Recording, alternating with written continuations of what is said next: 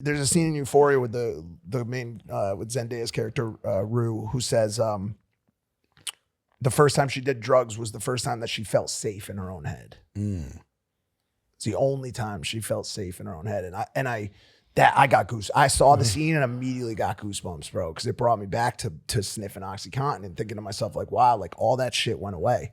You know what I'm saying? So, is that the reason why you use drugs? I don't. I've always tried to track back what it was for me. I think it just was a cultural thing. Like my father was a drinker. Like I was in my late teens. I was in my early teens before I realized that vodka wasn't a sweetener.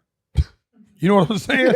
If you watched a man pour it in a Stanley thermos every day, you would eventually just be like, this is sweet and love. You know what I'm saying? It's like you don't think about it in a bad way. And I love my father. He taught me more than anybody in my life. He's a great man, but he drank. You know what I mean? Especially he got a little more soberish later in life, but he was early, he drank.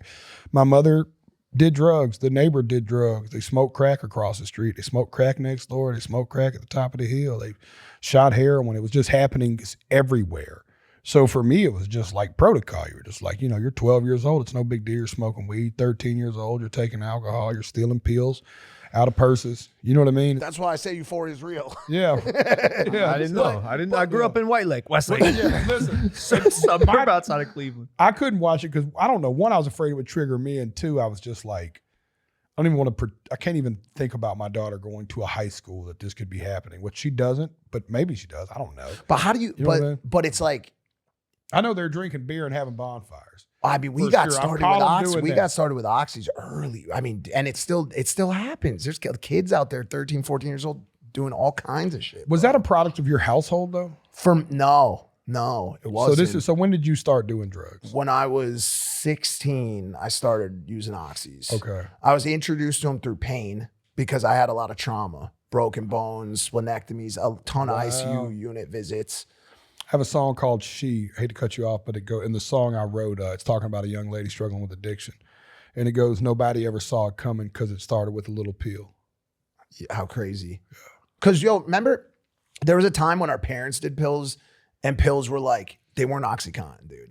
Like that was the other thing that happened like with me. Valiums, like V-cut Valiums. Not to discount that. K-cuts and shit. Exactly. But mine was also a product of location. The East Coast got eaten, bro. Yeah. Eaten by OxyContin, dude. Yeah.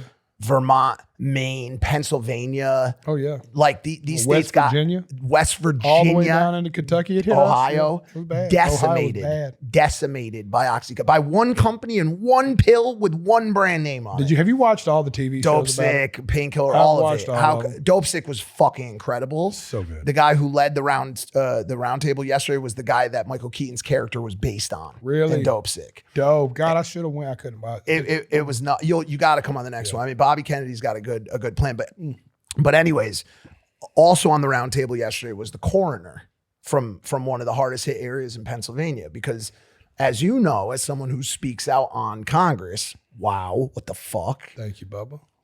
To try to fend off fentanyl. The death rate, the overdose death rate is insane. Talk about a topic that is not being discussed. Every day we hear about Ukraine. We hear about Gaza, major topics, obviously super important. A bunch of other topics that happen in the States. If the trend continues within the next, I think Bobby said it's like within the next year, the number of dead Americans from overdose since this epidemic began will surpass every American that has ever died in any war America has ever been fucking involved in. Ever. World War II, Vietnam, World War I, ever, bro.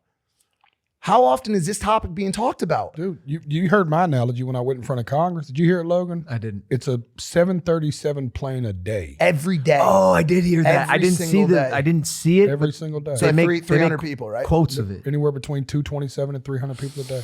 So it's like, and I looked and I had that moment. So my sister was helping me do the research for that speech. And we were looking for like a comparison that would be the most jolting. You know what I mean? Of like, we were like comparing club sizes. You know how you're thinking about stuff? You're like, how am I going to present this in the most impactful way? And when I realized it was a plane, I was like, you're telling me that's like if a plane crashed in America every single day. how many days would it happen before they grounded every flight in America? What's your prediction? Just ask out of curiosity. 2. Think it's 2? Max. I think it's 2 max. I think maybe 3 because they have to go. Are we sure that a plane's crashing every day? It's like it happened the last 3 days in a row. And I think they'd be like, ground them and figure out what the fuck's going on. At least that brand of plane. If it was a Delta, Delta's shutting down that day. Yeah. And it's like in our world, the way that we have dehumanized drug addicts and addiction is that America will literally step over their dead carcass and go, they made that decision. And I'm like, go watch Dope Sick. Talk to Mike, a kid that was a straight shooting kid that was broke 4 bones in his body at a tender age, and they gave him a pill. You know what I mean? It's crazy. It's sickening. I'm ignorant to this, and I'd like to ask a question that perhaps you guys could shed some light on. Is like, why is that being ignored? Like you testified in front of Congress, and so obviously, like at least the start of the conversation is being had. But like, why are we focused on such other, I don't know, petty shit rather than focusing on the traumatic stuff that's happening right here on our own soil? Well, if we all came together to fix a problem, we wouldn't be fighting against each other, would we? No, you're so right. Yeah, it's not in any of our government's best interest for us to all agree that we need to fix something. You know what I mean? Because the day that happens, they've got a big problem. The day that it don't matter what the cause is, the day that America actually agrees this problem needs to be fixed and everybody agrees, our government is going to be in fear. Hey guys, if you like that clip, hit the subscribe button. And if you want to see more zany clips, click the video right here.